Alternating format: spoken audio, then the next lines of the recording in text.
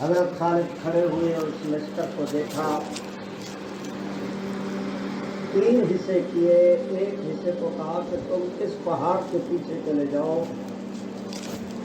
ہمیں فتح ہو یا شکست تمہیں اس سے کوئی دلچسپی نہیں، 12 بجے تک تم چھپے رہو، 12 بجے کے بعد تم نے میدان میں آنا ہے۔ ایک حصہ اس طرح کیا، یہ کہا کہ تم اس طرف چلے جاؤ پہاڑ کے پیچھے، ہمیں فتح ہو یا شکست تمہیں اس سے دلچسپی نہیں، تم نے 3 بجے سے پہلے میدان میں نہیں آنا۔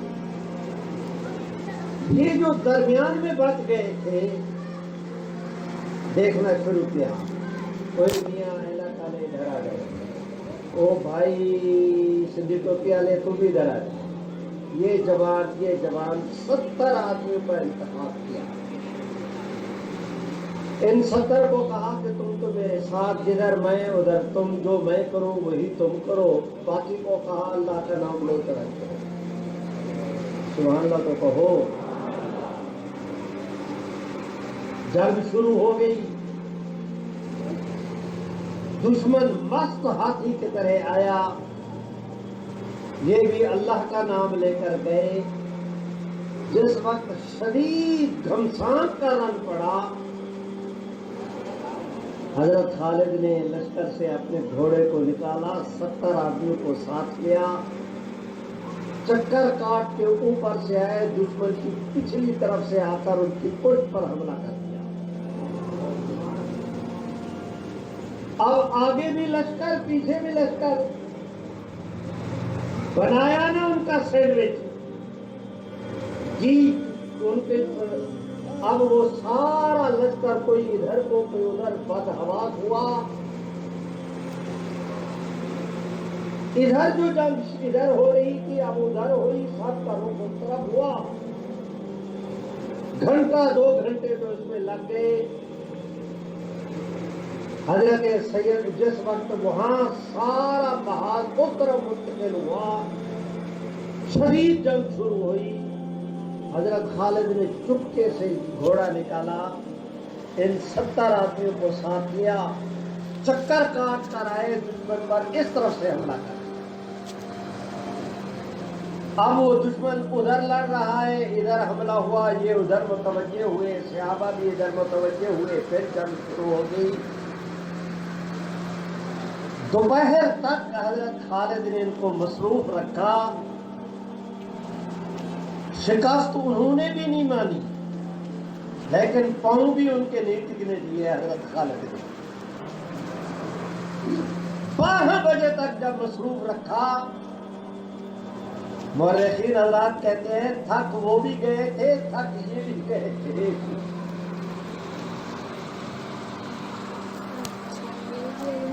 ٹھیک جس وقت 12 بجے صحابہ نے دیکھا کہ اس طرف سے ایک لشکر پہاڑ سے اترا ہے، سبحان اللہ نہیں کہتے، زور سے شریف ہو، نعرے لگاتے ہوئے، جھنڈے لہراتے ہوئے آئے نا میدان میں، صحابہ کو حوصلہ ہوا، دشمن پہ پسینہ چھوٹا۔ اب جو جنگ شروع ہوئی، مار مار کے پرخچے اڑائے، ٹوٹے کیے، چھوٹے اتارے، رندا پھیرا، کیل ٹھوکے، دماغ سیدھے کیے۔ میرے بھائیوں 3 بجے تک تو یہ کیفیت رہی، سبحان اللہ نہیں کہتے یار، ادھر بجے 3 ادھر سے لشکر داخل ہوا اسلام کا، نعرے لگاتا ہوا، یہ تو 6 گھنٹے آرام بھی کر چکے تھے، تازہ دم جس وقت آئے، جھنڈے لہراتے ہوئے، نعرے لگاتے ہوئے میدان میں انہوں نے قدم کیا رکھا کہ صحابہ کے لیے اللہ کی رحمت آ گئی۔ میرے بھائیوں میں درخواست کرتا ہوں، اب مسلمہ کی پارٹی نے جس وقت دیکھا نا، مسلمہ ایک خیمے کے اندر بیٹھا تھا، جو اس کے پاس گئے، کہنے لگے کہ تو کہتا تھا کہ تمہارے ساتھ فرشتے آ کر مدد کریں گے، وہ فرشتے کہاں گئے؟ یہ تو اتنے اکٹھے ہو گئے ہیں کہ اب ہماری خیر نہیں۔ اس نے کہا میں بڑی کوشش کر رہا ہوں، اور فرشتہ مجھے نظر کو نہیں آتا۔ اب اپنی عزت کے لیے تم خود لڑو، اگر نہ لڑے تو نہ تمہاری خیر ہے نہ تمہاری گھر بال بچوں کی خیر ہے۔ ایک آدمی باہر نکلا، اس نے کہا میاں اس قذاب کو مشکل وقت میں اس کے فرشتے بھی چھوڑ گئے ہیں۔ میرے بھائیوں، میں درخواست کرتا ہوں کہ دشمن کے لشکر کے اندر ان حضرات کے داخلے کے بعد ایسی بھگدڑ قائم ہوئی، وہ بھاگے، صحابہ نے ان کا تعاقب کیا، گاجر مولی کی طرح ان کی سلاد بنائی، اور یہ لشکر اور کچھ نہیں کر سکتا تھا۔ ایک پرانا باغ تھا، حدیقۃ الرحمان اس کو کہتے تھے، اونچی اس کی دیواریں، اس کے اندر داخل ہوئے اور جا قلعے بند ہو گئے، اور جا کر دروازے بند کر لیے کہ جو بچ گئے چلو تم تو آرام کرو نا۔ ایک صحابی ہیں، وہ حضرت خالد کے پاس آئے، آ کر عرض کی حضرت اب ہم اندر جا نہیں سکتے، وہ باہر آتے نہیں، قلعہ بند ہو گئے، وہ تو محفوظ ہو گئے، یہ فیصلہ کن وقت تو اب تھا، آپ مہربانی کریں صحابہ کو کہیں کسی طرح اٹھا کے مجھے دیوار کے اندر پھینک دیں، اکیلا دروازہ کھولنا میرے ذمہ رہا۔ حضرت خالد نے کہا میاں وہ ہزاروں تم اکیلے میں تمہیں بھیجوں، کچھ ہو جائے تو قیامت کے دن تیرے خون کا کون ذمہ دار ہے؟ اس نے کہا حضرت اس طرح نہ کریں، مجھے نہیں پتا کیا ہے، لیکن میرا دل یہ کہتا ہے کہ اگر آپ ایسے کر دیں تو فتح ہو سکتی ہے۔ حضرت خالد نے فرمایا ایک صحابی بیٹھے، یہ اس کے کندھے پر بیٹھا، وہ کھڑے ہوئے، دوسرا نیچے بیٹھ کر دونوں کو اٹھایا، تیسرا نیچے بیٹھ کر اس نے 3-4 آدمی جو کھڑے ہوئے نا، یہ اوپر والا اس کا ہاتھ پڑ گیا اس کو دیوار کے آخری حصے کو، یہ دیوار پر چڑھا، اس نے چھلانگ لگائی، دھڑام کر کے نیچے گرا۔ اس کا لشکر جو تھکا ہوا تھا جاگا، وہ ابھی آنکھیں مل رہے تھے، اس نے دروازے کی طرف دوڑ لگائی، وہ پیچھے آئے، انہوں نے حملے کیے، مارتے کوٹتے لڑتے لڑاتے یہ دروازے تک پہنچے، جاتے ہی ماری تلوار، توڑا دروازہ، ٹھڈا مارا، کھلا دروازہ، اور داخل ہوا لشکر اسلام کا۔ میرے بھائیوں، میں درخواست کرتا ہوں آپ حضرات سے، ان 40,000 مسلمیوں میں سے 28,000 مسلمہ کذاب کے آدمی مارے گئے تھے اس جنگ میں، اور حضور علیہ السلام کے زمانے سے لے کر آج کی جنگ تک کل 23 سالہ دور نبوت میں جو صحابہ شہید ہوئے ان کی تعداد 259 تھی، اور ختم نبوت کی اس ایک جنگ میں شہید ہونے والے صحابہ کی تعداد 1200 سے بھی زیادہ تھی۔ اس پر میرا موقف یہ ہے کہ پورے دین کے تحفظ اور بقا کے لیے صحابہ نے اتنی قربانی نہیں دی جتنی حضور کی ختم نبوت کی خاطر صحابہ کو قربانی دینی پڑی۔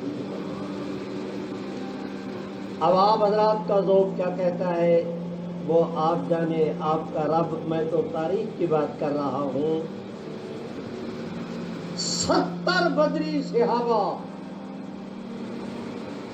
آج میں اعلان کر دوں نا کہ فلاں خطے میں ایک صحابی رہتے ہیں، آپ جتنے بیٹھے ہیں ہر ایک کی خواہش ہوگی کہ جائیداد، مال، دولت، اولاد سب کچھ بیچ کر بھی اگر میں ان کی زیارت کے لیے جا سکتا ہوں تو مجھے جانا چاہیے۔ جس طرح آج ایک مسلمان ایک صحابی کی زیارت کے لیے اتنا مشتاق ہے، اس زمانے میں صحابہ بدری صحابہ کی زیارت کے کتنے مشتاق ہوا کرتے تھے. اب میں کیا کروں، آپ کے جمعے کا وقت ہو گیا ہے اور میں نے وعدہ بھی کیا ہوا ہے کہ میں نے لمبی گفتگو نہیں کرنی، میں نتیجے کی طرف آ رہا ہوں. ورنہ میں تمہیں بتاتا کہ بدر کے صحابہ کیا ہیں. میرے بھائیوں،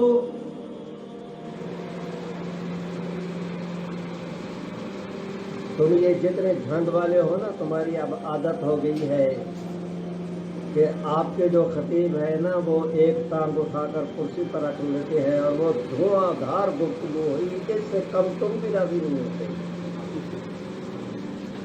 ٹھیک ہے، خطیبوں کا اپنا اپنا انداز ہے. جو اللہ جس کو جو توفیق دے، جس سے اللہ نے جو کام لینا ہے لے گا، لیا ہے، آئندہ بھی لے گا. لیکن میں نے جن بزرگوں کی جوتی درست کی ہیں،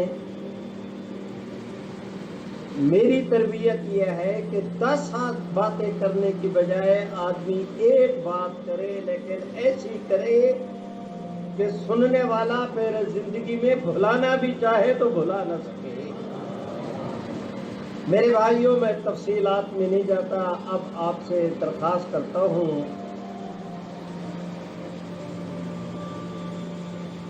سنو. جس طرح میرا اللہ اپنی توحید میں وحدہ لا شریک ہے، خاتم النبیین ہونے میں محمد عربی بھی وحدہ لا شریک ہے. 1,24,000 انبیاء میں سے اللہ نے کسی کے سر پر ختم نبوت کا تاج نہیں رکھا سوائے محمد عربی کی ذات کے. اس لیے میں نے کہا کہ توحید میں اللہ رب العزت وحدہ لا شریک ہے اور خاتم النبیین ہونے میں حضور وحدہ لا شریک ہے. اور تمہیں یاد رہ جائے تو تم سے کہتا ہوں کہ میرے رب کا کوئی شریک بنائے مسلمان وہ بھی نہیں، حضور کے بعد کسی کو کوئی نبی بنائے مل کے کہہ دو مسلمان یہ بھی. زور سے بولو یار، مسلمان. نہ اپنا وقت ضائع کرو نہ میرے ہمت کرو، کہہ دو کہ یہ بھی مسلمان. آپ حضرات کے خطے میں ملعون قادیان نے جھوٹی نبوت کا دعویٰ کیا.